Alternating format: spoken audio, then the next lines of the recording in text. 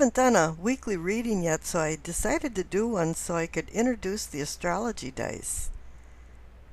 Now, the 3 cards I pulled aren't in any particular order, and I'll be reading them with the 3 astrology dice that you see in front of the cards. Now, the black die to the left represents the zodiac signs. The one in the center is planets, or lunar nodes, and the one on the right is the houses. You can think of this as a game for personality, plot, and place, like the Clue game, Colonel Mustard with the knife in the kitchen.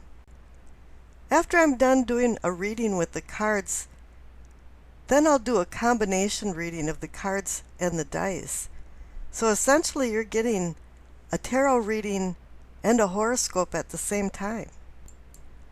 The cards you received is Death, the 4 of Cups, and the High Priestess. Let's talk about the 4 of Cups first. Seems like you're dissatisfied with life and you're emotionally down in the dumps for some reason. Seems like you're just sitting on the sidelines being a spectator and looking at life from a distance. Something made you extremely dissatisfied and maybe even disappointed. Maybe something that you liked a lot, you were doing too much of, and it's no longer a treat. And you haven't been appreciating things lately, and you've been taking some things for granted. You haven't been counting your blessings, or no longer do you want the so-called blessings anymore. Spice of life has lost its zest. There's no pizzazz anymore. Variety is the spice of life, but perhaps you had too much variety. Something might have got lost in the translation or didn't work out the way you planned it. This is an inert time of anew, weariness, and mixed with depression. On most of the cards, this person is being offered a cup of opportunity, but you don't want it right now. You're just in a meditative contemplation of where you should go in life. And whatever happened, you spiraled into an unhappy emotional crisis because you received the Death card. And it's saying now that you're in a transformation. Things are changing. You're changing inside, and you're seeing things in a lot different light than you had before. You came to find out that things that you thought were pretty cool and are no longer serving you anymore. You're looking for a rebirth. This card shows up when it's needed. You want to end some long drawn-out drama that's been playing in your life. If you weren't going to stop it, the Death card will. It's made a cosmic decision to intercede. Fate leads the willing and drags the unwilling along because you can't stop this transition once it's started. Change is not your enemy, but you might be the enemy to change. But if you resist change and the intrinsic flow of the universe, there's going to be loss. And you'll be more depressed than you are right now. And that's why Death came speeding onto the stage. Death is beckoning for some type of closure that's making you unhappy in your life. Now the High Priestess is here to bring cosmic messages to you. She's the guardian of the cosmos and bringing these messages down to earth. And they're not written in other languages, but they're very subtle. It's not some neon sign pointing this way for Taurus. Comes through intuition, dreams, premonitions, and coincidences that later on in hindsight, you realize that this chain of events were all connected, but you didn't connect the dots until you looked back.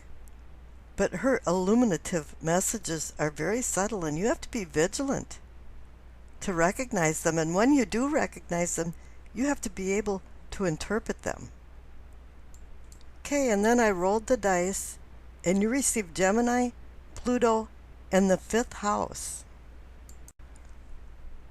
So the planet is Pluto, which is the god of the underworld, and you received the death card, so this is the theme of it.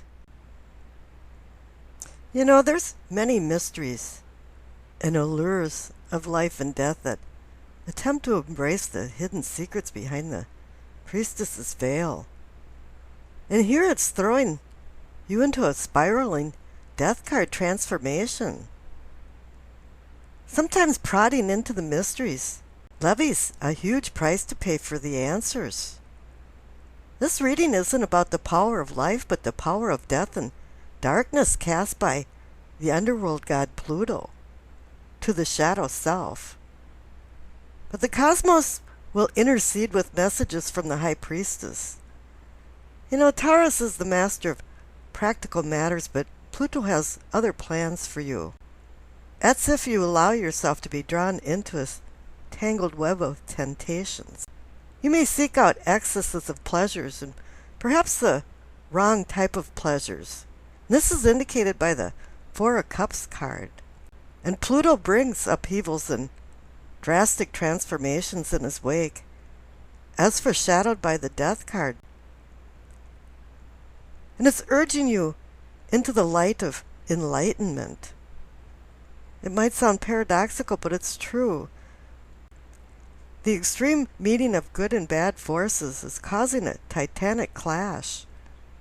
And stubborn you, Taurus, is right in the middle. Pluto is a marionette with his controlling hands enticing you into secret affairs. This includes illicit sex, closet gambling, emotional bondage, and the dominance and submission game. Could all be acted out for just trivial entertainment purposes, and you have to be really careful about this. You mix and mingle with others for ulterior motives for personal gain. And this could leave you in ill repute. You must interpret the High Priestess's messages, because she is now the guide to expose Pluto's secrets of entrapment. And now, on a more positive note, simple solutions can reinvent complex problems. The ebb and flow of your ideas, they're coming along when you're at high tide, your own personal high tide. However, those following you in your mercurial footsteps will be confused, especially at your thoughts at any particular time. You've learned to love and you've loved to learn. And you'll explain every excruciating concept in detail if you can find a victim to listen to you.